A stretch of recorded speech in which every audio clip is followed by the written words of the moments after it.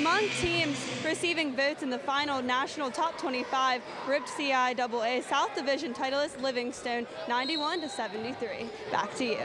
Thanks, Sam.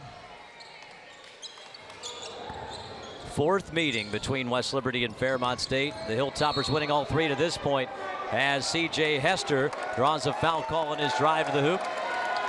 And that is just the third team foul on Fairmont State, and well, you can hear the cheers from the West Liberty faithful.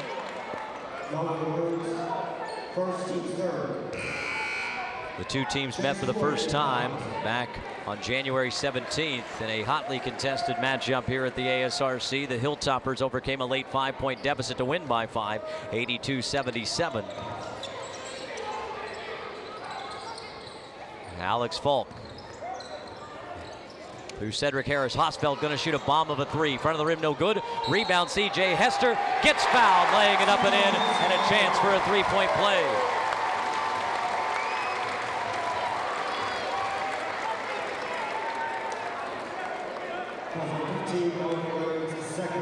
Hilltoppers look not at it making here. the threes. They find a way. Tell you what, look at the emotion on C.J. Hester there. He's playing. He wants to win. He's excited. You remember the emotion that C.J. Hester showed after hitting two late huge threes in the Atlantic Region Championship victory over Shaw a year ago. Stiff. Thornton drives, and a block will be called on Alex Falk.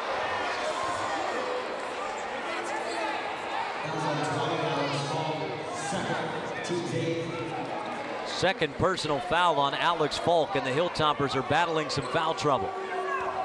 2 shots for Thornton.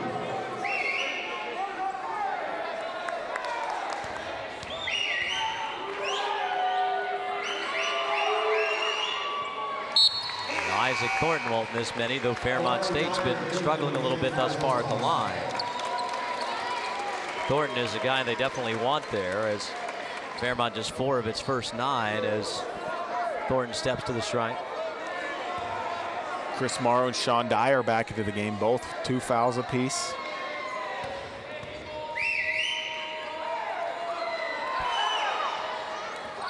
So Thornton a pair, and Fairmont back within 2. Dyer up the floor to Hester. Bubby Goodwin seeing his first action, the redshirt freshman from Wheeling Park High School. Apparently we're not the only ones that think the arc is going to be a huge factor in this game. Dyer buries the 3 from straight away. Sean Dyer gives the Hilltoppers their first 3 of the game. And right on cue, I was just about to say Fairmont showing a lot of attention, trying to take away the 3-pointer, but Sean Dyer hits it anyways. Sean Dyer shooting 48% from the season for 3. Stiff on a drive. Can't score it, and a foul on Fairmont State on the rebound. Isaiah Hill called for his first. At stake this evening, a spot in the Atlantic Region Championship game. 7 o'clock start, slated Tuesday night. Third-seeded Indiana University of Pennsylvania already through a 53-50 hard-fought win over PSAC foe Slippery Rock. Alex Falk quickly attacking, wanting to go to Chris Morrow. Knocked away. Sean Dyer has control. Reed Amos along with Matt Drehas courtside here on West Liberty University television. Goodwin pulls up for the 17-footer and hits. Bobby Goodwin. Nothing phases him, just smoothly hits the jumper. Calm, cool, collected. Stiff on the backdoor cut, leans and scores. And that ends a run for West Liberty of 9-2, where Fairmont State was held without a field goal. Great cut by Stiff there. Bobby Goodwin got caught overplaying a little. Dyer's 3 offline. And Chase Morgan has the rebound for Fairmont. Brennan Cooper and C.J. Hester got to be careful. A little bit of extracurriculars going on.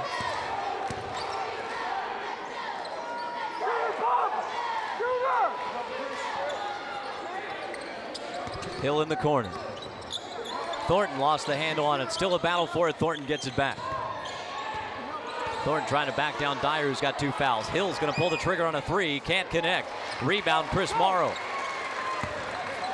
Hester for Dyer. Dyer looking for an opportunity. He'll take on Thornton. Thornton strips it away.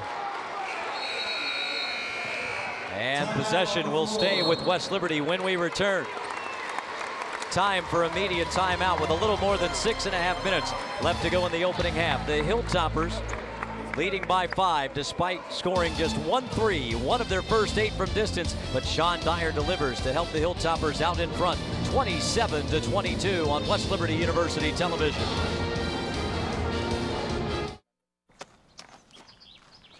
I'm the greatest hitter in the world! Strike 1. I'm the greatest hitter in the world!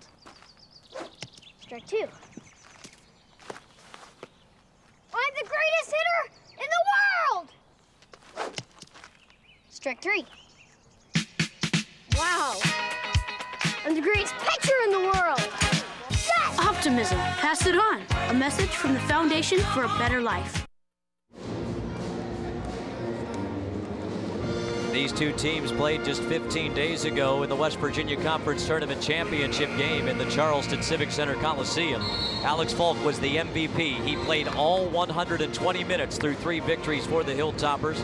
They moved West Liberty to 30-1, the 3rd consecutive West Virginia Conference Tournament Championship. Fairmont State dropped to 22-8 with 3 of those 8 losses coming at the hands of West Liberty. C.J. Hester a double-double, 21 points and 14 rebounds. The Hilltoppers shot 55% from the floor and held Fairmont State under 40%. In the second half, it was a free throw fest for the Toppers, who shot just 1 free throw in the first half. At one point in the second half, were 28 of 29 at the line.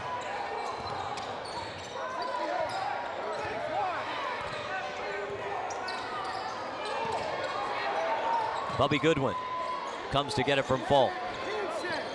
Shot clock into single digits, a rarity for the Toppers.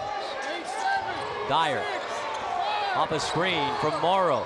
Drives in on Stith, lays it up, not in, and Isaiah Hill has the rebound. I think Stith got a piece of that one. And Stith, end-to-end, a 2-on-3.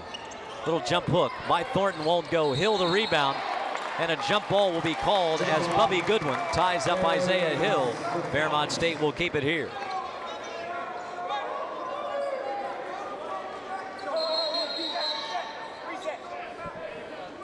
A reset of the shot clock as Fairmont keeps it.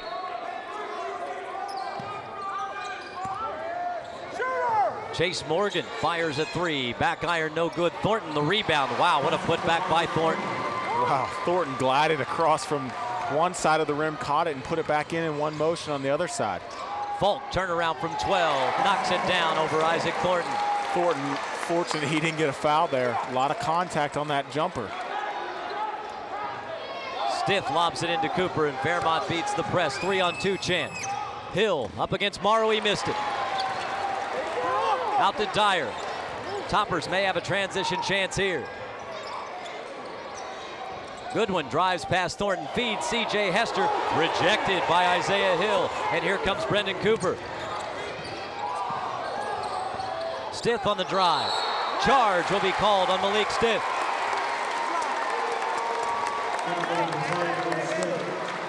Nobody better that I've ever seen at drawing charges than Alex Falk. He just has a sixth sense and an act for nowhere to pick it up here on the other end. Great block by Hill. Comes out of nowhere to reject that shot. Yeah, when Hester sees the defender, he usually uses an up fake to get him in the air. He never saw Hill coming. Yeah, Hill came from the backside there. Just an impressive block shot there. Falk misses the runner high off glass. And Brendan Cooper bringing Fairmont into the front court. We're going to have a whistle. And a block is going to be called on Bubby Goodwin.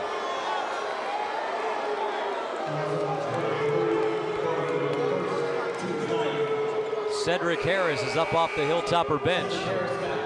He's going to come in for Sean Dyer. Dyer going to go back to the bench with his 2 personal fouls.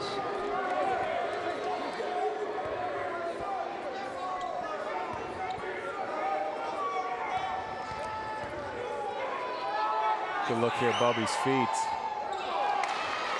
Cooper missed the front end of the 1-and-1. His feet were moving a little bit, but normally that's a call that they just let go. Goodwin off the screen, gonna fire a three, can't hit it. Morrow the rebound. Harris, floater in the lane, rattles home good. And West Liberty leads by 7 for the first time. Harris, one of the best mid-range shooters you're gonna see. He's got the whole repertoire, the stop and pop, the floater as we saw there, throw up a teardrop. He can do it all. Not an easy shot. Chase Morgan, the transfer from Bluefield, down to Thornton.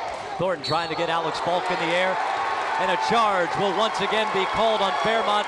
Falk with 2 personal fouls once again takes a charge. This one he takes on Isaac Thornton. Thornton's second personal foul. Fairmont not happy with that call, but if you watch here, just a great call. Isaac Thornton's got to be smarter than this. Just launches his body into him. Textbook call, great call by the official. Excellent play by Alex Falk. And a great second look by our West Liberty University television student crew. That gave us a clear look at Alex Falk. Took that one to the chops. Not much keeps Alex Falk down. He's missed 1 game in his West Liberty career. Bubby Goodwin taking on Chase Morgan, gonna pull up for a mid-range jumper. He missed it, long rebound. Malik Stith lost control of it. Battle for it, gonna be a jump ball. And alternating possession will stay with West Liberty. And we have arrived at our final media timeout of the opening half. Timeout on the floor. And it comes with 3:45 left to go in the opening half, with these two teams getting after it in this up-tempo ball game. A scrum for it that Seeger Bonifant drops his nose into after the tie-up. West Liberty will have it when we return. The Hilltoppers, their largest lead at 7 at 31-24.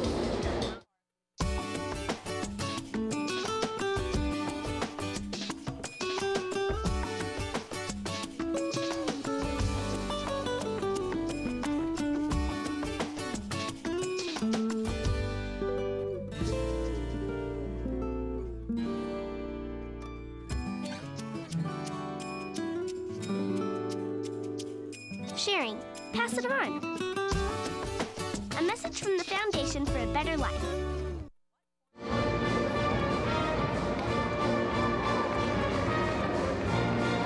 As we welcome you back, Fairmont State leads this age-old series with 91 wins.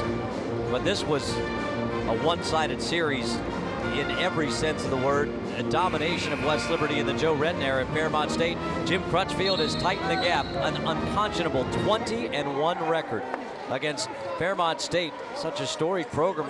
Their program's been very strong even through this stretch where Jim Crutchfield's had a 20-1 record. There have been only a handful of blowouts, a lot of close games over those 21 games, but the Hilltoppers losing just 1 time. And interestingly, it was the last time that they lost to a West Virginia Conference foe on this floor more than 5 years ago on Valentine's Day of 2008. Just an unbelievable stretch for a home record. Falk taking on Stevie Browning. Chase Morgan hits Falk, and Falk will go to the line.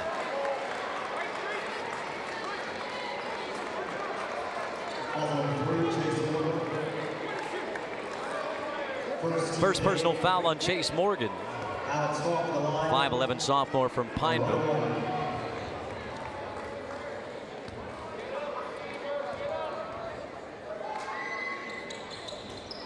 Falk rattles home the first 2 earn the bonus.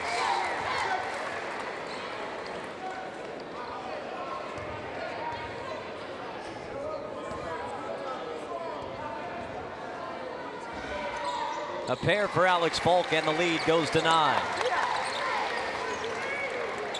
And if you're Fairmont, you don't want to lose your head here. When you play West Liberty, there's one thing you can guarantee: there's going to be runs. And Malik Stith can't find anyone to get it into and is forced to use a timeout. Fairmont State is down to 3 timeouts left to work with for the ball game. We'll keep it right here. A little more than 3.5 minutes to go in the opening half. A chance to once again check in with the 3rd member of our broadcast team, West Liberty Broadcasting student Samantha Gretchen. Sam. Thanks, Reed. Fairmont State, the 4th seed, 23-8, coached by Jared Calhoun. The Falcons qualified for this year's NCAA tournament by an at-large bid by being the runner-up in the WVIC tournament. They have appeared in 6 NCAA tournaments. Their record is 4-5 overall. Back to you. That was their mark coming into this NCAA tourney. Fairmont State made it to an Elite Eight in 1998, 1999, the last time they grabbed a tournament win, and Jared Calhoun doing it in his first year. He's got his 23rd win last night. And so Jared Calhoun, now the most wins by a first-year Fairmont State coach. Those marks coming into the tournament. As on the baseline, Browning, jump hook over Falk, won't go. Rebound battled for. Bubby Goodwin taps it to where he can control it. Great play by Bubby Goodwin. A wide open Seeger Bonifant. He cashes in. Cannot leave that guy wide open on the arc, that's for sure. And the ASRC coming alive.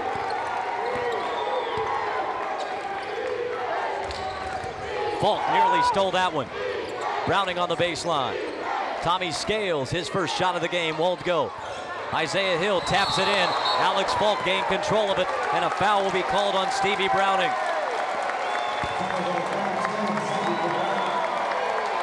Oh, the Hilltoppers beginning to roll. 9 straight West Liberty points.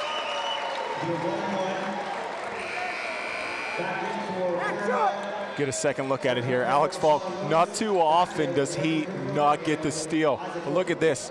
Comes right back, gets back into play, gets in position where he can get control of this rebound, this loose ball, excuse me. And Stevie Browning obviously blocking his path after he had come up with control of it. And so Falk at the line knocks down the front end of the 1-and-1. I mean, a prime example there. He got a fingertip on it. Then he was in a position to come away with the save by Hill. He gets his hands on so many basketballs, and that above all other things that Alex Falk brings to the table. It's because of that motor. Jim Crutchfield has said it to us many times that he's got a motor like no player he's ever coached. Nearly a steal for Goodwin. Falk's pair takes West Liberty out in front by 14, the Toppers' largest lead.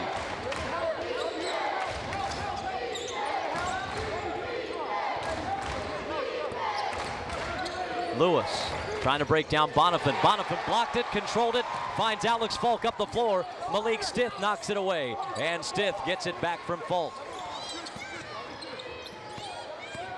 On the drive, feed on the baseline. Brendan Cooper will back it out. Thornton picked up by Harris. Now it's Browning. Stith on the drive, blocked by Bonifant once again. Seeger gets a little redemption for the poor decision on the last play. Only West Liberty's second turnover of the half. Harris for 3. Front of the rim, no good. And Thornton trying to leak out ahead of everyone. And we're going to have a hold called on Bubby Goodwin. 10th team foul on West Liberty. And so Fairmont State will go to the line for 2. But look at that. I mean, look at the experience on the floor for West Liberty. Alex Falk leads all NCAA Division II active players with 132 starts, missing only 1 game in his West Liberty career. And Tim Hosfeld, 123 games played. You talked about that motor that Alex Falk has. Not too many players can sport that kind of record, as we saw at #1 for active players. Keyshawn Lewis ends West Liberty's 11-0 run. If there's ever been a better example at the Division II level of a player that leads by example, I don't know who it is. Falk, an academic honoree as well. He was West Liberty's honored student athlete. Highest GPA of all male athletes. Honored during the West Virginia Conference Tournament 2 weeks ago. He is special. Dyer trying to back down Stith. Gets Stith in the air. Dyer takes the bump and scores it. A lot of contact there. Sean Dyer looking for the foul call. Lead goes to 15 for the first time. Loose ball. Dyer's got it to Bonifant. Bonifant finds Falk. Kick out Cedric Harris. A wide open 3. Front of the rim, no good. Rebound Lewis. Isaac Thornton leaking out up the floor. Thornton stripped away. Ruled not cleanly by Cedric Harris. Cedric Harris nearly deflected the ball off Isaac Thornton. Foul wasn't called. Oh, was there a foul call here? It was called a clean strip by Harris. Possession will stay with Fairmont State. Chris Morrow, Alex Falk will both exit with 2 personal fouls coming up at halftime here on West Liberty Television. Interviews with the coaches, we hope. Hoops news and notes, first half highlights as well. Thornton backing down. Mike Lamberti can't score it, and Seeger Bonifant with the rebound. Final minute of the opening half. West Liberty trying to extend its 15-point lead. Dyer weaves his way. Hester, kick out, Bonifant 3. Back of the rim, no good. Lamberti gets fouled, trying to put it back up and in. Mike Lamberti just onto the floor with the Hilltoppers trying to get a trio of starters to the locker room with just 2 personal fouls each.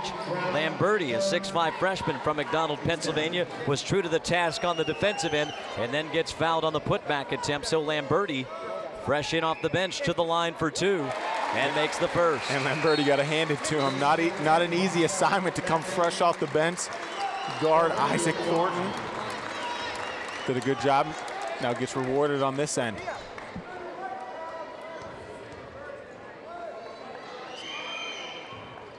Lamberti a pair. The Hilltopper lead goes to 17.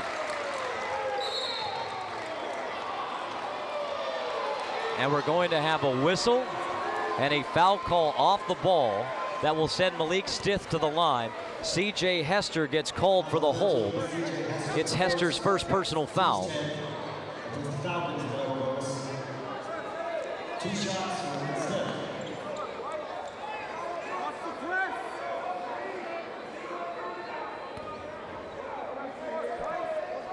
Of note, the last foul on Fairmont was on Stevie Browning. Browning's third. Stith in the double bonus here on Hester's first foul.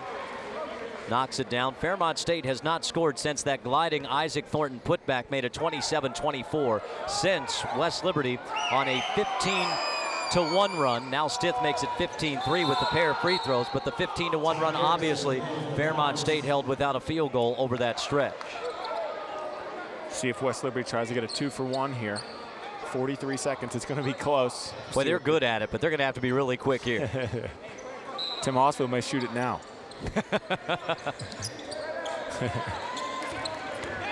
Cedric Harris bringing it up the floor against Keyshawn Lewis. Gets a screen. 7-second differential between the shot clock and the game clock. Hosfeld curls his way around the screen, gets away from Chase Morgan, scoops it up, can't score it. Rebound battled for, it's still loose. Hester gains control of it. Jump ball comes before Hester can call timeout. And alternating possession will go over to Fairmont. Chase Morgan fortunate that they didn't call a foul there as he came over the top on that.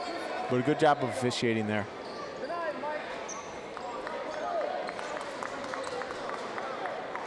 So a momentary delay while the operations crew will make sure that the floor is safe for play. Shot clock now off. 20 seconds left to play in this opening half.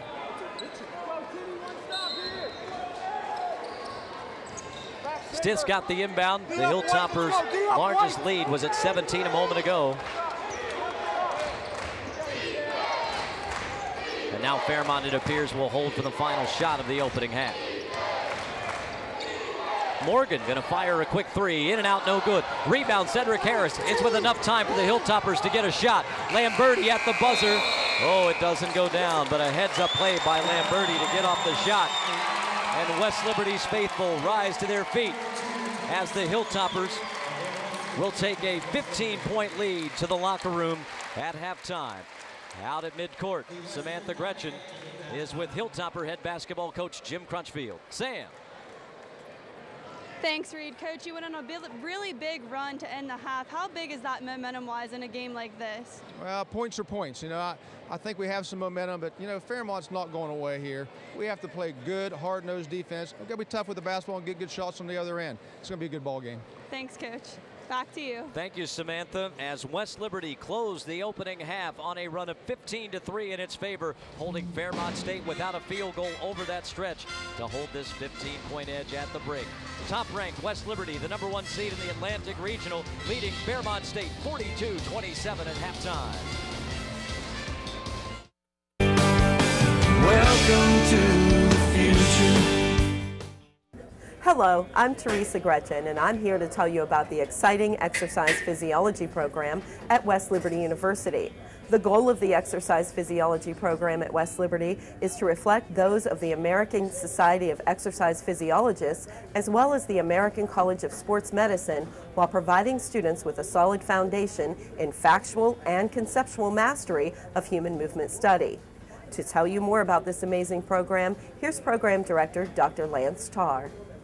I'm Lance Tarr, and I'm an undergrad from West Liberty, from our exercise science program at that time. Exercise physiology is basically a study of what occurs in the body during rest and during exercise. Our faculty is excellent. We have 3 faculty members here who are diverse in education. We are dedicated to continuing to stay on the cutting edge of not only exercise physiology, but all aspects of health and fitness and medicine. We have attained accreditation, and that is a voluntary aspect in exercise physiology. There is no requirement for accreditation in undergrad exercise physiology at this point in time nationally. There are only about 24, 25 schools in the whole United States that are accredited. It's very rare to have the facilities that we do have at our disposal. And quite frankly, our education, I would stack it against just about any graduate program in the United States, to tell you the truth. We have, over the last 2 or 3 years, actually placed people at their internship sites as employees. Many of the sites have been very, very impressed with our students, so we're very fortunate to have that caliber of a student. My name is Rick West, and I'm an instructor in exercise physiology. And I was actually an undergraduate student here. I graduated in 1997 with a degree in physical education, health education, and special education. I've been in the coaching profession for swimming for about the past 15 years or so. I've been fortunate enough to coach at Wheeling Jesuit University, Ohio State University, University of Pittsburgh, and then Duquesne University as well. Well, really what the strengths are is the diversity of the faculty. You have someone who has a foundational background, you have someone who has a clinical background, and someone who has a very lab-based background. So the students have the opportunity to really meet and speak with people in different disciplines of exercise physiology. There's a real hands-on atmosphere with the lab that we have going on right now, as well as the externships that we have for the classes. There's 3 tracks of exercise physiology that we offer. There's the clinical track. Those students are looking more for some kind of postgraduate degree work, probably. So something in the realms of, again, physical therapy, chiropractic, maybe even medical school, depends on what their aspirations may be. We have the health and fitness aspect of things. So if they want to go into the workforce right away after they graduate, they might go work at a YMCA or a Boys and Girls Club, or maybe go into personal training themselves. And then there's the sport and business aspect of things. So if they want to maybe go into management or something in that area. We're looking at developing some other opportunities down the road, but those are the 3 that exist currently. Well, really, I think for someone who wants to be active in their major, go out and do something besides just sit behind a desk, besides just write up reports and papers all day. Exercise physiology provides them the opportunity to really experience a profession that they can do all the things that make them a professional, of course, but they also get to use their bodies and move around and be active in their environment. So it's really that the combination of the 2 worlds, if you will, that allow them to have a great experience. My name is Jim Flaherty. I have a background in exercise physiology and specialize more or less in the laboratory. I've been the director of a lab at Tulane University, where I was for about 17 years. You know, I can compare it with the institutions that I've visited. I can compare it with the universities where I've been. In Tulane, we did have a good program. It took us years, though, to get to where we are right now with West Liberty in terms of the equipment. I can really see this being an institution where an undergraduate can begin to put their hands on laboratory equipment that you wouldn't get until you're in a graduate program. Now let's hear from a few students currently enrolled in the exercise physiology program. Okay, I'm Caitlin Tennant, and I'm in the clinical route of exercise physiology, and I'm a senior here at West Liberty. I like how close-knit everybody becomes. I have to say I've made some really close friends here, and the teachers are excellent. They really try to get to know you. If somebody doesn't know something, we might know it and we'll like trade it back and forth sort of thing and help each other out. I had a great experience. I actually loved it here. When I first decided to come in, I was welcomed with open arms, and I think that's what I loved the most about it. My name is